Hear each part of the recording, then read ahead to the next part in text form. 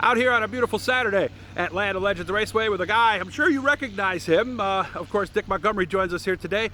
His much older brother, Gary, 4 years actually was the distance. Of course, I met him back in 1995, a staple here at the Speedway.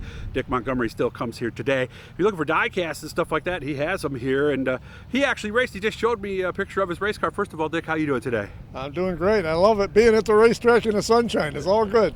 When did you first start coming to the racetrack?Ere you a kid when you came to the racetrack? Yes, I was probably about 5 years old.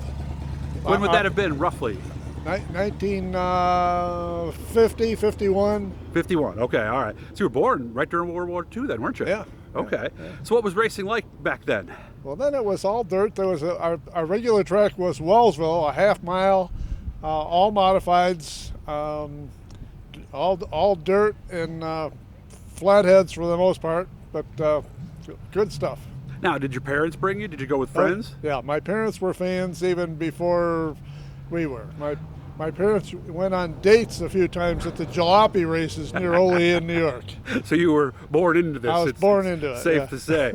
What did the early 5 to 6 year old Dick Montgomery think about racing? Well, initially I was probably bored. I used to be known at Wellsville for fixing the fence. The wire Really? fencing, I could fidget with it. But it was all good. Okay. Now, a lot of kids grow up, and like when I grew up, I wanted to be a baseball player or a fighter or something like that. Did you want to be a race car driver? Oh yeah, I did. I wanted to be a race car driver from the. Well, my good friend and I and my brother and Gary used to race wagons. And Oh, yeah? my father had a paved driveway, and that was really special. So we had 3 or 4 of us that raced wagons every weekend, every night after school.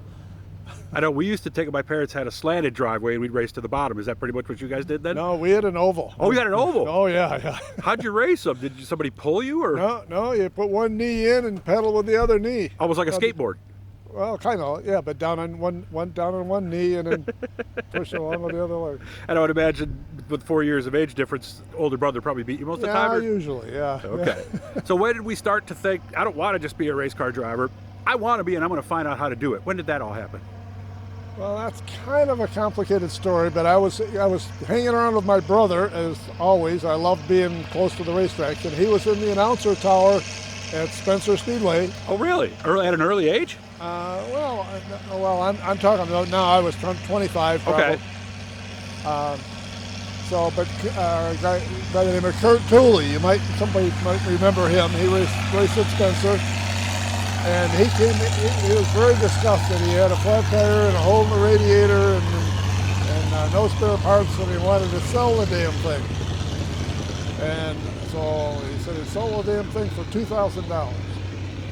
How'd you come up with $2,000? This is good. How'd you come up with $2,000? I came up with $2,000 overnight, and I met him in his driveway the next morning with cash. And where'd you race first time? Pardon? Where was your first race? First race was at Fulton.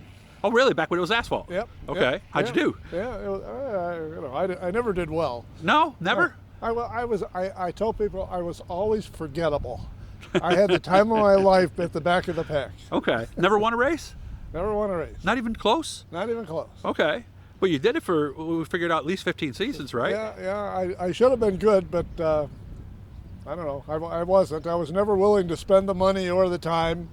You know, my family was young, and I didn't want to give up everything for racing. So I bought used tires after the races on Friday night or Saturday night, and I could buy an $85 tire for $25 and run it for another couple weeks. You know, there's a lot of guys just like you in racing today who have never won a race. The quest is still there.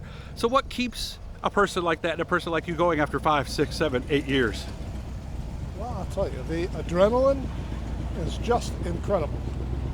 When you come out onto the track and blast it onto the track, all the noise and the excitement, it's just, I've never had a feeling, an adrenaline feeling like that. So where else can you do that, basically, right? You can't. Yeah. So it's that simple. It's just the thrill of being in the car is what kept you going. Yeah.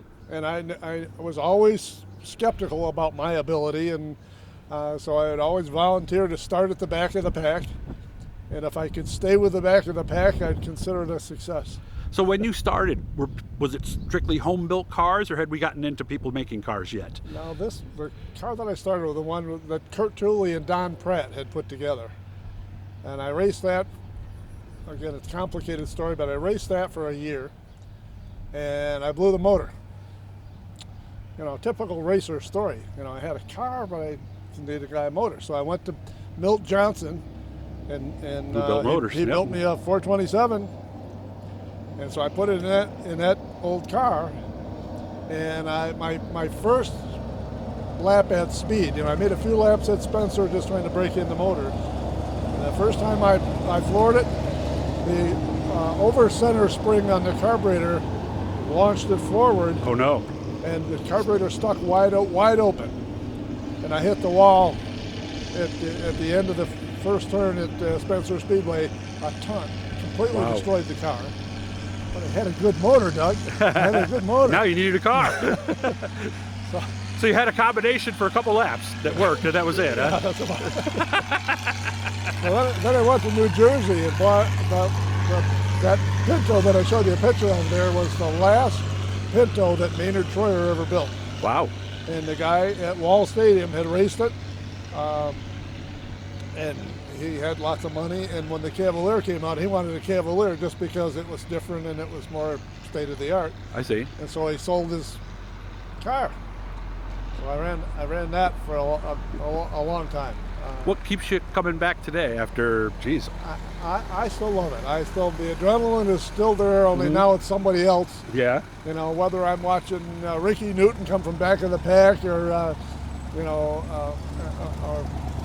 Derek Ponziadlo, another friend of mine. You know, just some of those guys that are they're having the time of their life. They're not winning, but they're having the time of their life. And that's what this sport is all about. Yeah. Good to see you. I got to update my diecast. I'll give you a shout soon. And remember, guys, subscribe. Hit the little blue E down there in the corner. Good to see Bob Miller here tonight. And, man, I wish you all the best. All right, man, and good to see you. All right, thank you very much, Doug. It's always good to see you at the racetrack. Always good to see you too, man. You take care of yourself.